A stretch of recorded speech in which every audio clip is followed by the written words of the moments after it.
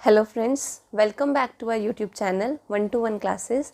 मैं हूं आपकी मेंटोर वंशिका दुआ बजाज और आज हम लेकर आए हैं आपके लिए most important case based questions for the subject of mathematics. तो आज हम डिस्कस करते हैं क्लास 12 के केस बेस्ड क्वेश्चन। जैसा कि आप सभी को पता है कि सीबीएसई बोर्ड एग्ज़ाम्स में 3 केस बेस्ड क्वेश्चंस आने वाले हैं। सैम्पल पेपर सभी बच्चों ने देख लिया होगा, तो सैम्पल पेपर के अकॉर्डिंग ही पेपर पैटर्न डिज़ाइन रहेगा। तो 3 केस बेस्ड क्वेश्चन जो रहेंगे उनकी प्रैक्टिस आज से नहीं बल्कि अभी से स्टार्ट कर दीजिए। तो हम आपको हेल्प के लिए with solutions case based questions discuss करते हैं। तो टाइम ना वेस्ट करते हम चलते हैं अपने फर्स्ट क्वेश्चन की ओर।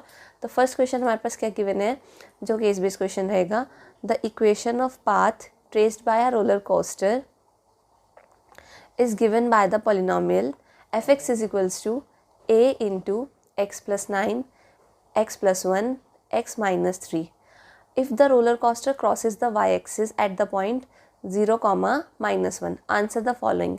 ये हमारा पिस केस हो गया। हमें फाइंड करनी है, find the value of a and find f double order derivative at x is equals to 1। तो हमारे पास ये दो क्वेश्चन इसमें हैं और दोनों क्वेश्चन 2 मार्क्स की वेटेज रखते हैं। तो अब हम इनके सॉल्यूशंस की ओर चलते हैं। हम इनका सॉल्यूशन डिस्कस करते हैं। तो इन क्वेश्चंस का सॉल्यूशन क्या रहेगा, देखिए फर्स्ट पार्ट हमें क्या गिवन है कि जो पॉलिनॉमियल है वो 0, -1 पे क्रॉस कर रहा है। तो सभी को पता है कि फर्स्ट वाली वैल्यू एप्सिसा और सेकंड वाला ऑर्डिनेट ये x को रिप्रेजेंट करता है और ये y को। एंड जो हमारे पास फंक्शन गिवन है fx is equals to a into x plus 9 multiply में x plus 1 and x minus 3। तो ये जो फंक्शन गिवन है, हम फंक्शन को लेट करते हैं, let fx is equals to y। तो इसका मतलब जो हमारे पास fx होता है वो y की वैल्यू होती है और x के टर्म्स में तो क्वेश्चन है ही। तो यहाँ पे हम fx की वैल्यू y वाली पुट कर देंगे। y की वैल्यू कितनी है, -1। a एज इट इज़ रहेगा। x की वैल्यू क्या हमें गिवन है, 0 + 9, 0 + 1 एंड 0 - 3। तो हमारे पास क्या रहेगा solution, -1 is equals to a into 9 into 1 into -3। तो हमारे पास क्या आएगा रिजल्ट, इन तीनों की मल्टीप्लाई करके 9 1 9, 9 3 27, तो -27a। तो अगर हमें a की वैल्यू फाइंड आउट करनी है तो -1/-27 एंड माइनस से माइनस एलिमिनेट हो जाएगा। तो हमारे पास a का रिजल्ट क्या रहेगा, 1/27। तो ये हमारे पास फर्स्ट पार्ट का आंसर हो जाएगा 1/27। अब हम इसी के साथ अपना सेकंड पार्ट डिस्कस करते हैं। तो सेकंड पार्ट डिस्कस करने के लिए हम पहले क्वेश्चन को दोबारा से रीड करते हैं कि सेकंड पार्ट में हमें क्या पूछा था। पहले हम यहाँ पे फर्स्ट पार्ट का आंसर लिख देते हैं। फर्स्ट पार्ट का आंसर आया था 1/27, a की वैल्यू आई थी। सेकंड पार्ट में हमें डबल ऑर्डर डेरिवेटिव फाइंड करना है at x is equals to 1। तो सबसे पहले हम डबल ऑर्डर फाइंड करने के लिए काम करते हैं, क्वेश्चन को पहले सिंप्लीफाइड कर देते हैं। fx जो गिवन था 1/27 a था ना हमारे पास यहाँ पे, तो हमने अब a ना लिख के उसको 1/27 लिख दिया क्योंकि उसकी वैल्यू आई थी। मल्टीप्लाई में हमारे पास टर्म्स है, x प्लस 9 को पहले एज इट इज़ रखेंगे। x plus 1 and x minus 3 की जब हम मल्टीप्लाई करेंगे तो हमारे पास क्या रिजल्ट आएगा, x² - 2x - 3।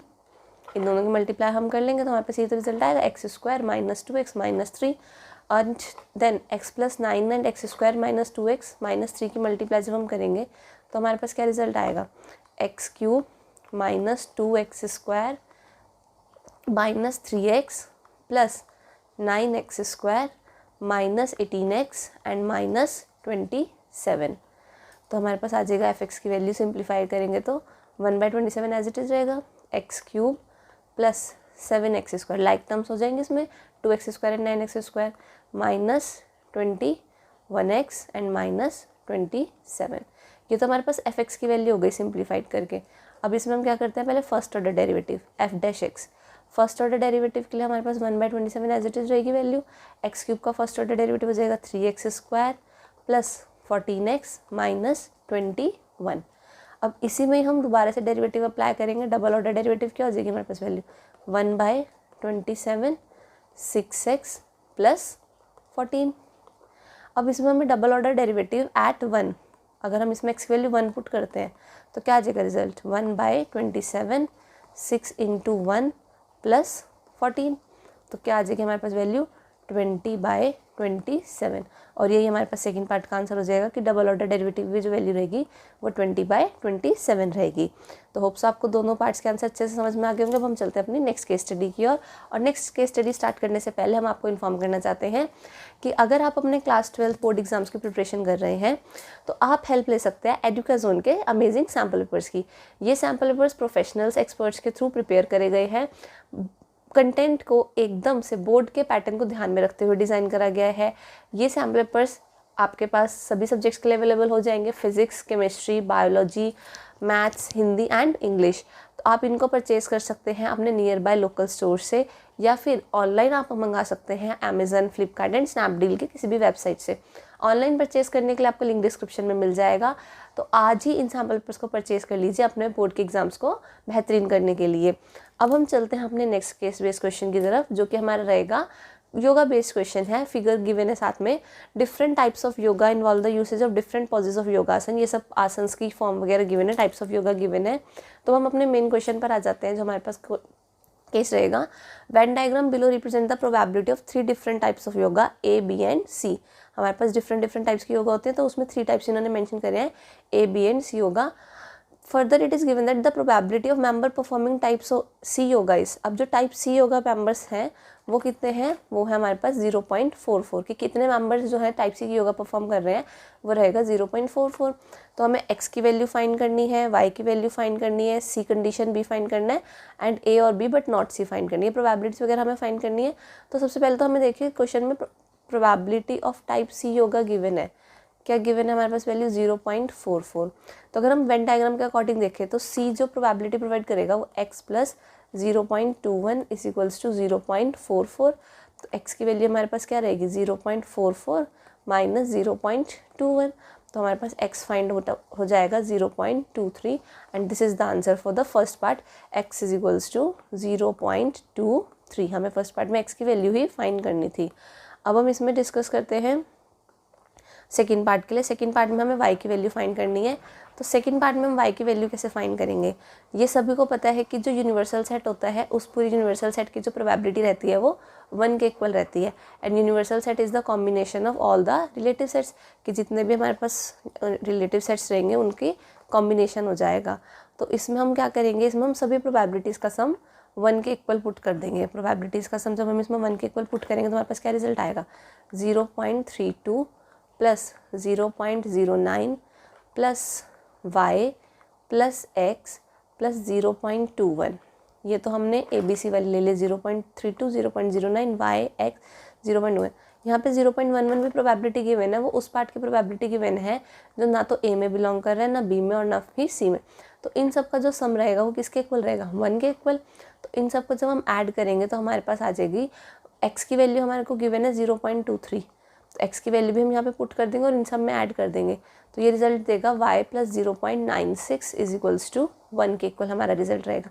तो इसको सिंप्लीफाई करेंगे तो हमारे पास y की वैल्यू क्या हो जाएगी 0.04 and this is the answer for second part of the question. What is the value of y, value of y is 0.04। अब हम चलते हैं अपने क्वेश्चन में थर्ड पार्ट की ओर। जैसे कि आप सभी को स्क्रीन पर दिख रहा होगा कि थर्ड पार्ट में हमारे पास चॉइस है, हमें 2 में से एक पार्ट अटैम्प्ट करना है, बट हम आपको दोनों ही सॉल्यूशंस प्रोवाइड करवाएंगे ताकि आपको जो इजी लगे आप उसको अच्छे से समझ लीजिए। एग्जाम में अगर ऐसा क्वेश्चन आता है तो हमें उसमें से एक ही पार्ट को अटैम्प्ट करना होता है क्योंकि बीच में और लिखा हुआ है। तो थर्ड पार्ट में जो हमारे पास क्वेश्चन है फर्स्ट वाला, फाइंड C कंडीशन B हमें फाइंड करना है।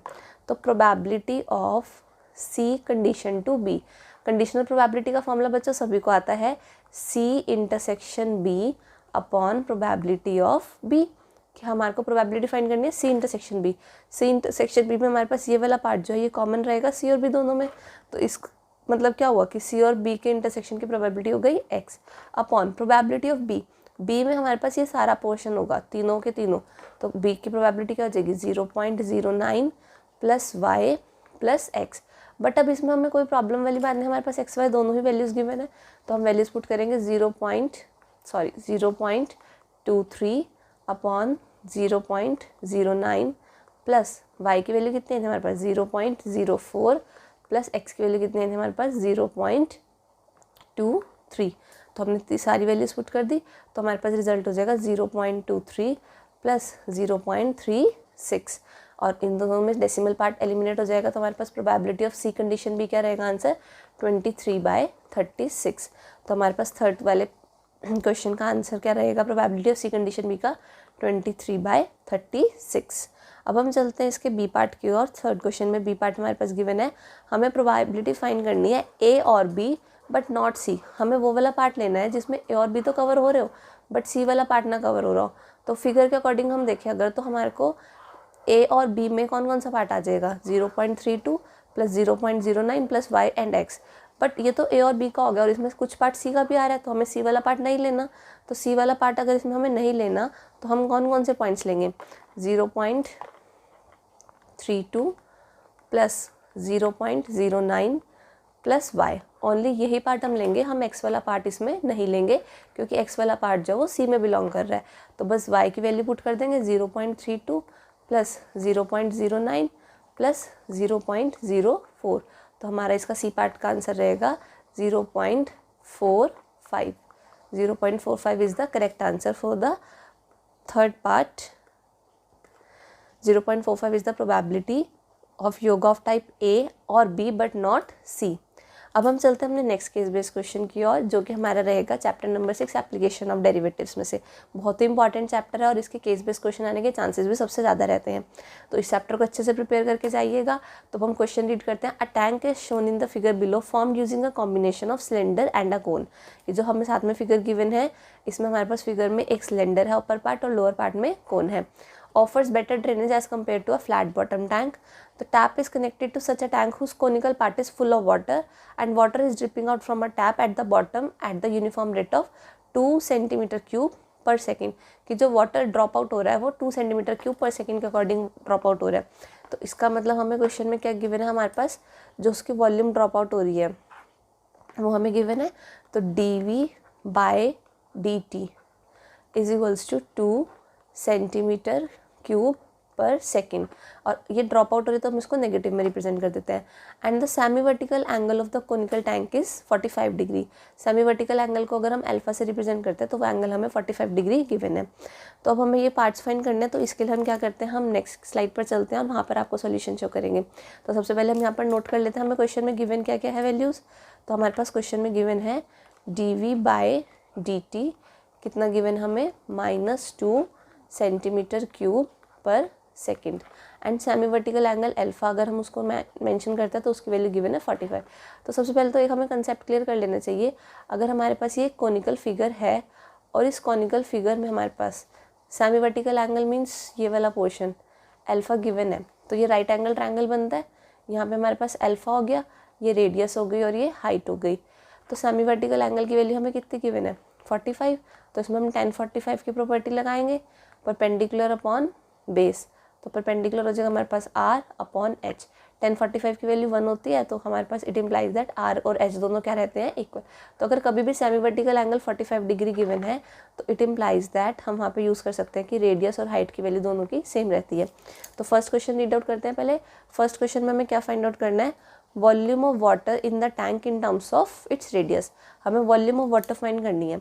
तो वॉल्यूम ऑफ वाटर का फॉर्मूला क्या रहेगा, फर्स्ट पार्ट हम यहाँ पे मेंशन करते हैं, volume is equals to 1/3 pi r² h। But हमें तो r की टर्म्स में लाना है आंसर, तो 1/3 पाई r² h भी किसके इक्वल है, r के इक्वल, अभी भी हमने मेंशन करा था। तो हमारे पास क्या हो जाएगी volume 1/3 pi r cube, and that is the answer for the first part. अब हम सेकंड पार्ट पर चलते हैं। तो पहले हम यहाँ पर फर्स्ट पार्ट का आंसर मेंशन कर देते हैं। हमारे पास फर्स्ट पार्ट का आंसर क्या आएगा 1/3 into pi r cube. Second part में हमें फाइंड करना है rate of change of radius at an instant rate when r is equals to 2√2। Rate of change of radius का मतलब क्या हो गया हमारे पास, rate of change of radius means हमें इसमें सेकेंड पार्ट में फाइंड करना है dr/dt। रेडियस मीन्स r और उसका रेट ऑफ चेंज बताना है, तो हमें इसमें dr/dt की वैल्यू फाइंड करनी है। तो सबसे पहले तो v is equals to 1/3 pi r cube given था। इट इम्प्लाइज दैट dV/dt अगर हम करते हैं is equals to pi r², derivative करना सभी बच्चों को आता है, r क्यूब का हो जाएगा 3r², 3 से 3 एलिमिनेट हो जाएगा पाई r²। dV/dt की वैल्यू हमें गिवन है -2 is equals to pi r²। अब हमने यहाँ पे r की रिस्पेक्ट में डेरिवेटिव करा, तो इसके साथ यहाँ पे हमें लिखना पड़ेगा dr/dt इंटू dr/dt। तो अगर हम क्रॉस मल्टीप्लाई करेंगे तो हमारे पास dr/dt की वैल्यू हो जाएगी -2/πr²। तो अब हमें रेडियस भी गिवन है क्वेश्चन में, रेडियस की वैल्यू कितनी गिवन है 2√2, तो 2√2 when r is equals to 2√2। तो यहाँ पे हम r की वैल्यू पुट करेंगे 2√2, तो 2√2 का स्क्वायर कितना आ जाएगा 8। तो हमारे पास रिजल्ट क्या आ जाएगा -1/4 पाई सेंटीमीटर पर सेकेंड। ये हमारे पास आ जाएगा rate of change of radius, जो कि हमारे पास सेकेंड क्वेश्चन का आंसर रहेगा। Rate of change of radius is -1/4 pi. Third part में हमें पूछा rate of change, rate at which the wet surface area of the conical tank is decreasing instant when r is equals to same 2√2, इसमें भी r की value. तो इसमें हमें surface area में रेट ऑफ चेंज बताना है। तो सरफेस एरिया में रेट ऑफ चेंज बताने के लिए हम क्या करते हैं, इस क्वेश्चन में पहले हम फॉर्मूला अप्लाई करते हैं। कर्व्ड सरफेस एरिया, थर्ड वाला पार्ट हम कर रहे हैं। थर्ड वाले पार्ट में हमें कर्व्ड सरफेस एरिया का फॉर्मूला हो जाता है πr/l। अब यहाँ पे दो वेरिएबल्स हैं r और l, तो पहले हम क्या करते हैं, इस क्वेश्चन को r के टर्म्स में ले आते हैं। सभी को पता है कि l is equals to √r² plus h²। तो r और s तो दोनों इक्विवेलेंट है, तो r² प्लस r²। तो इसकी वैल्यू हमारे पास लेंथ की आ जाएगी √2 इंटू r। जब हम इसको सिंप्लीफाई करेंगे तो हमारे पास √2 इंटू r आ जाएगी। तो हम यहाँ वैल्यू पुट कर देंगे √2 इंटू r। तो कर्व्ड सरफेस एरिया हमारे पास क्या हो जाएगा √2 पाई इंटू r²। तो अब हम इसमें डेरिवेटिव करते हैं विद रिस्पेक्ट ऑफ टाइम। तो dc/dt is equals to √2 pi, r² का डेरिवेटिव क्या रहेगा 2r, और साथ में क्या आ जाएगा dr/dt।